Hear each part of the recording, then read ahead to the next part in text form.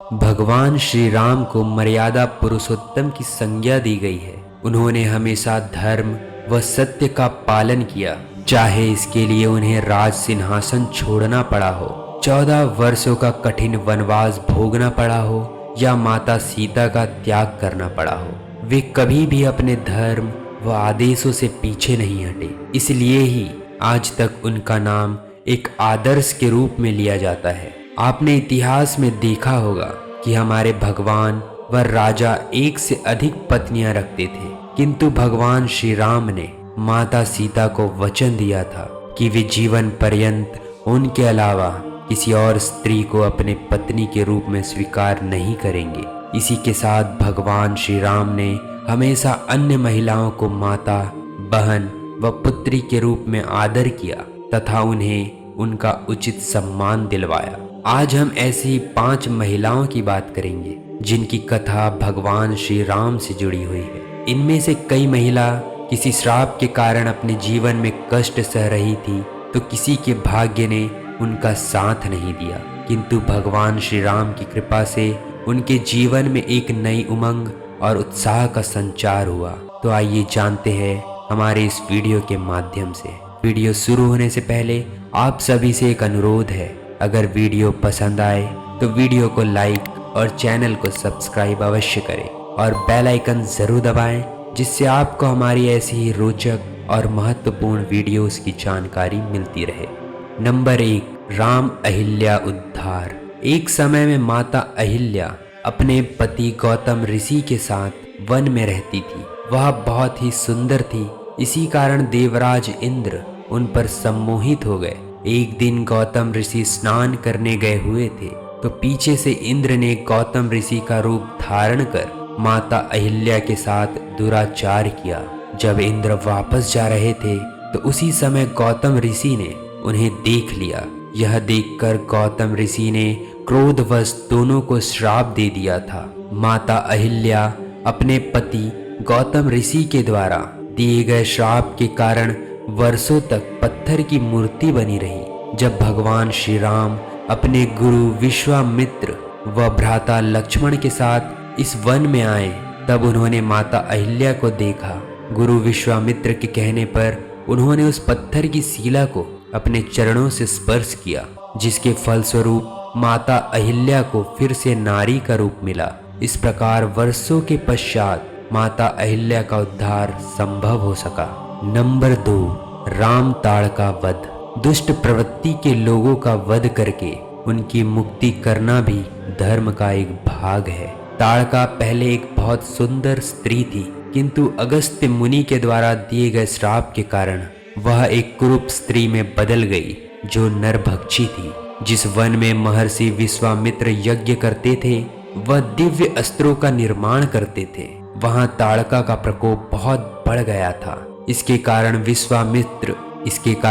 विश्वामित्र जी के कार्यों में व्यवधान उत्पन्न हो रहा था।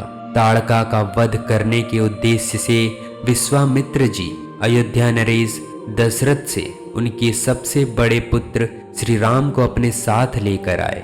भगवान राम शुरू में तो ताड़का का वध करने में थोड़ा हिचकिचाए थे, क्योंकि धर्म में स्त्री हत्या पाप था, किंतु ऋषि विश्वामित्र के आदेशानुसार उन्होंने ताड़का का वध करके उसका उद्धार किया। नंबर 3, राम सबरी मिलन। सबरी एक आदिवासी महिला थी, जिसके मन में भगवान श्री राम से मिलकर मोक्ष प्राप्ति की इच्छा थी।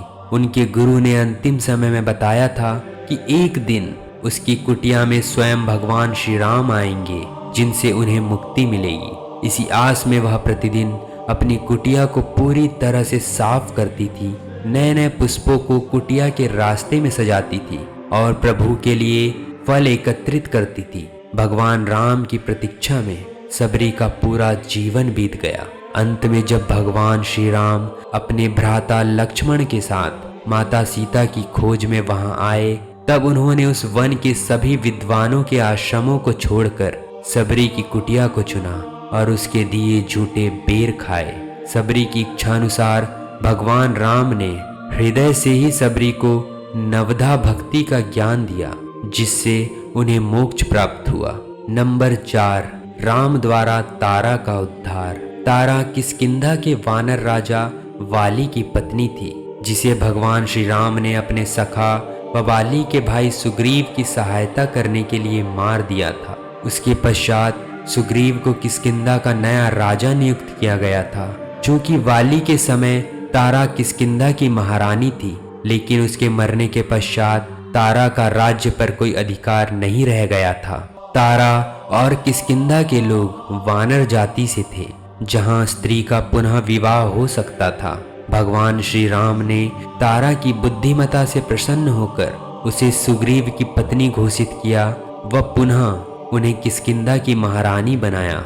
नंबर 5, राम द्वारा मंदोदरी विभीषण का विवाह। मंदोदरी दशानन रावण की धर्म पत्नी थी। जब भगवान राम ने रावण का वध कर दिया, तब मंदोदरी युद्ध भूमि में आई और अपने पति और पुत्रों की मृत्यु को देखकर विचलित हो उठी। मंदोदरी दुष्ट रावण की पत्नी तो थी, किंतु वह भगवान विष्णु की भी भक्त थी। उसने हमेशा रावण को सही मार्ग पर चलाने के लिए बहुत प्रयास किए थे।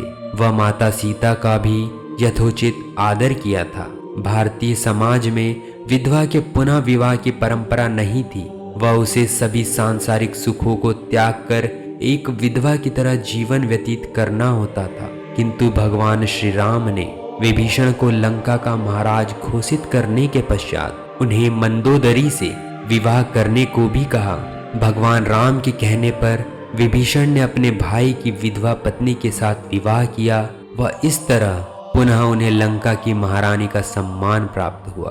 तो बस यहीं तक था आज का वीडियो। कैसा लगा कमेंट सेक्शन में जाकर अपनी राय अवश्य दे। आपका हर कमेंट हमारे लिए बहुत महत्वपूर्ण है। मिलते हैं एक और नए वीडियो के साथ, तब तक के लिए बी सेफ। जय हिंद, धन्यवाद।